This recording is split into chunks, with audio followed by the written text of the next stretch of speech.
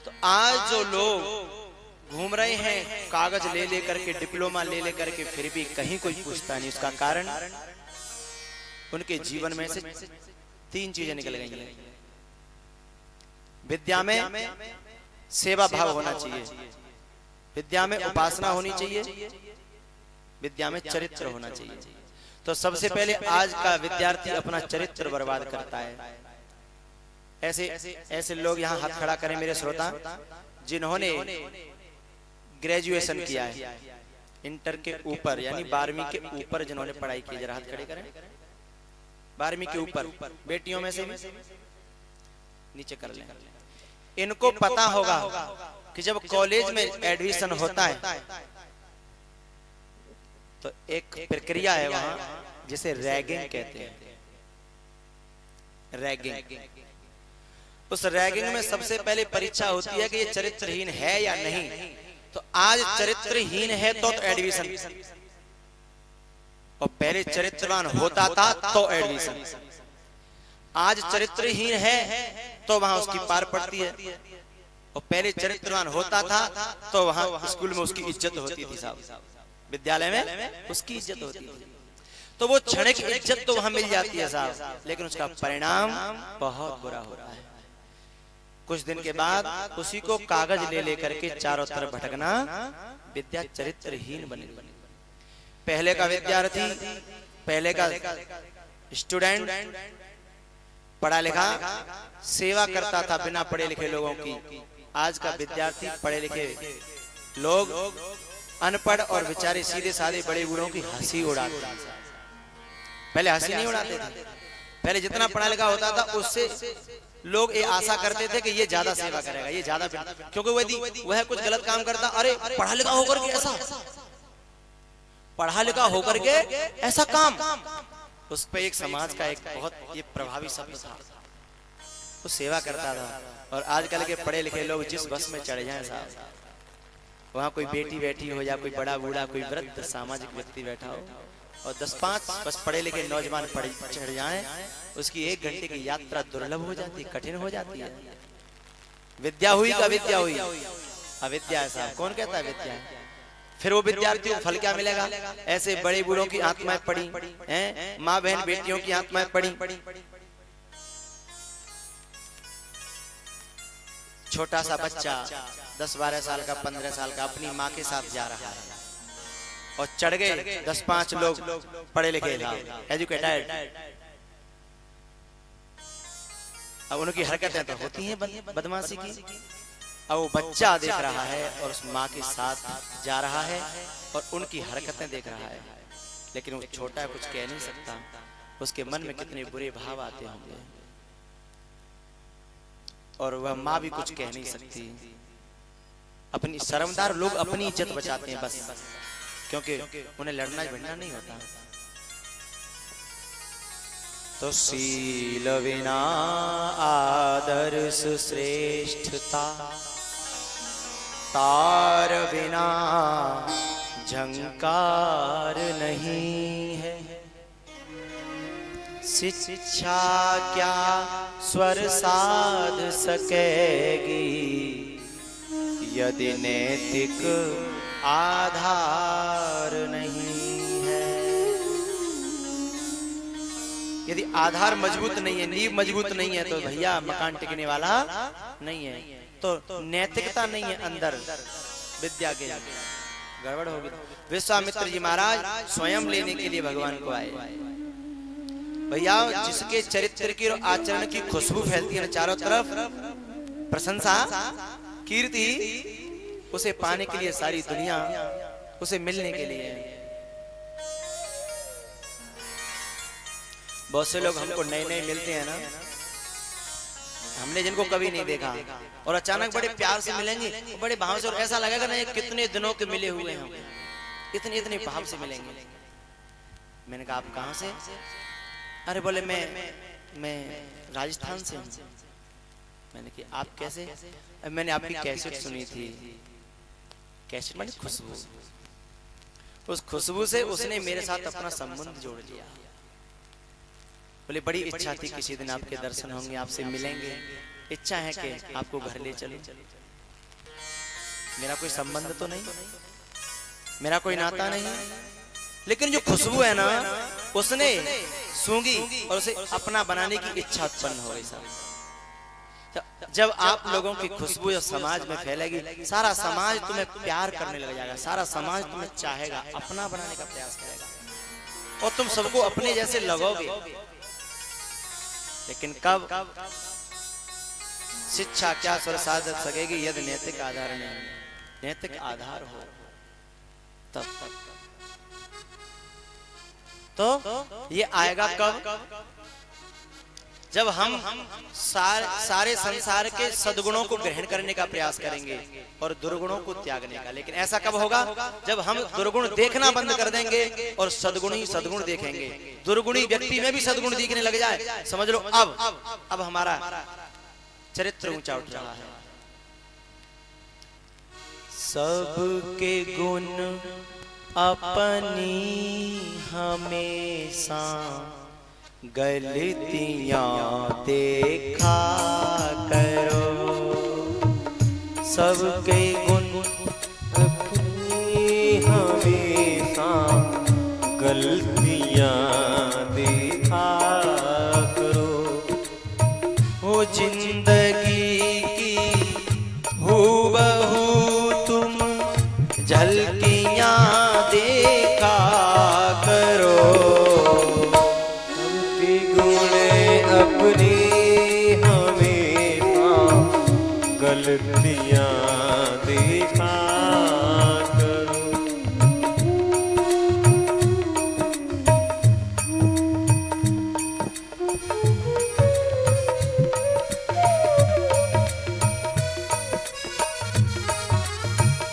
हंसते महलों की अगर को सताए आन कर,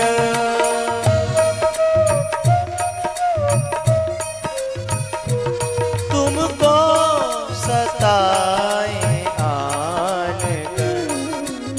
महल बड़े बड़े और उनकी लहरियां, उनकी झल्लरें, उनकी खिड़की दरवाजे, उनकी आबो हवा कभी तुम्हारे मन को झकझोरे, मन कभी उफान ले तो प्यारे हो।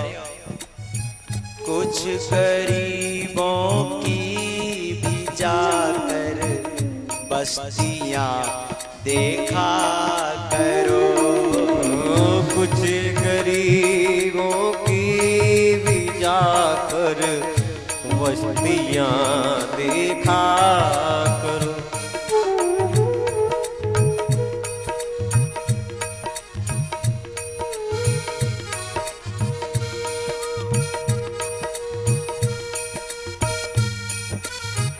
खाने से पहले अगर तुम हक पराया सोच लो,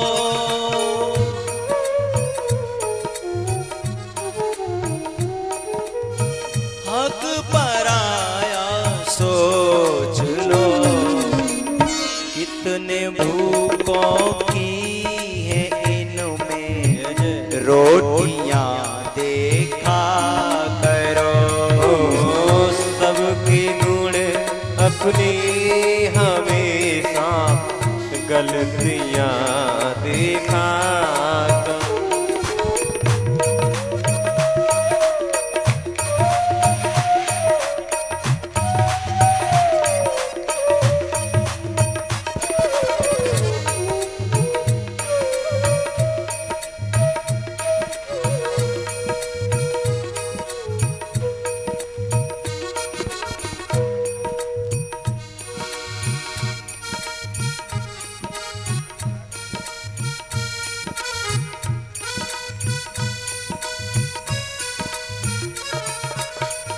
जिंदगी में चाहते हो सुख अगर अपने लिए,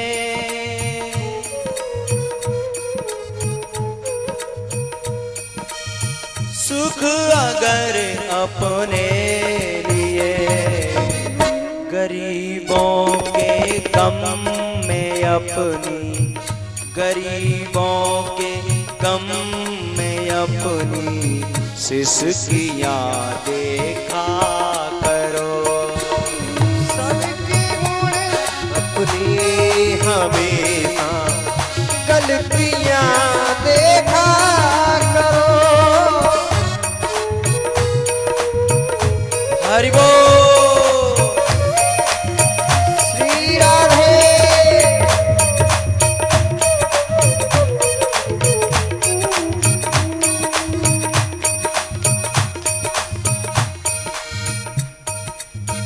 आदबोचे गर कहीं तुम को सिकंदर का गरूर, तुमको सिकंदर का गरूर। हाथ खाली आते जाते, हाथ खाली आते जाते, अर्थियां देखा करो। हाथ खाली आते जाते अर्थियां देखा करो।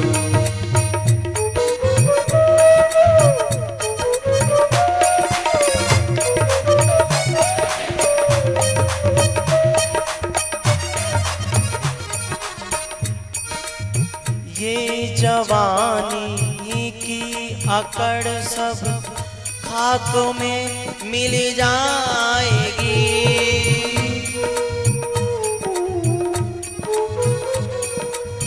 खाक में मिल जाएगी। जल चुके जो सब मुर्दे, जल चुके जो सब हैं उनकी अस्थियां, हड्डियां। एक मुसाफिर घर से चला, दिल में कुछ अरमान थे। एक तरफ जंगल ही जंगल तो एक तरफ शमशान थे। अचानक हड्डी पर जब पैर पड़ा तो हड्डी के ये बयान थे, ऐ चलने वाले चल संभल कर, कभी हम भी तो इंसान थे। जय जय। चल चुके जो सब हैं उनकी अस्थियां देखा करो।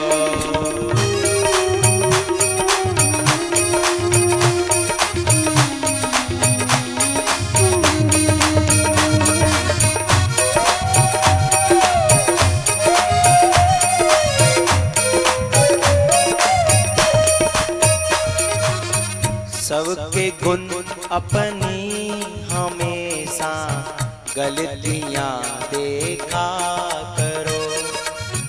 जिंदगी की हूबहू तुम, जिंदगी की हूबहू तुम झलकियां देखा करो। सबके गुण अपनी हमेशा गलतियां देखा करो। सबके गुण अपनी हमेशा गलतियां देखा करो। पर स्वभाव कर्माणि यह प्रशंसति निंदति स आस भ्रश्यति स्वार्थात् सत्याविनिवेशतः। जो व्यक्ति दूसरों के अवगुणों का दर्शन करता है उसमें से अवगुण चले जाते हैं, और जो देखता है ना उसमें अवगुण आ जाते हैं। समझ में आई? जब आंखों का रोग फैलता है ना तो क्या कहते हैं लोग, ओए आंखों को देख मत लेना, दूसरे की आंख आ गई है? और देख लेते हो तो क्या हो जाता है? तुम्हारी भी आंखें आ जाती हैं? आ जाती हैं। किसी की आई हुई आंखों को देखोगे तो तुम्हारी भी आंखें आ जाएंगी। तो ये गुण और अवगुणों का जो रोग है ना, ये आंखों से भी ज्यादा भयंकर है। तुमने दूसरे के अवगुण देखे और तुम्हारे तुरंत आए साहब, एक सेकंड की भी देरी नहीं है वहां। एक सेकंड तो बहुत बड़ी बात है। तुमने देखे और अवगुण आए, इसलिए हमेशा चश्मा लगा के रहिए। काहे का मोहे तो प्यारी लागे ये चश्मा है, ऐनक। मोहे तो प्यारी लागे सदगुरु तेरी बतियां, मोहे तो प्यारी लागे सदगुरु तेरी बतियां। जग सो न्यारी है ये, जग सो न्यारी है ये सदगुरु तेरी बतियां। मोहे तो प्यारी लागे सदगुरु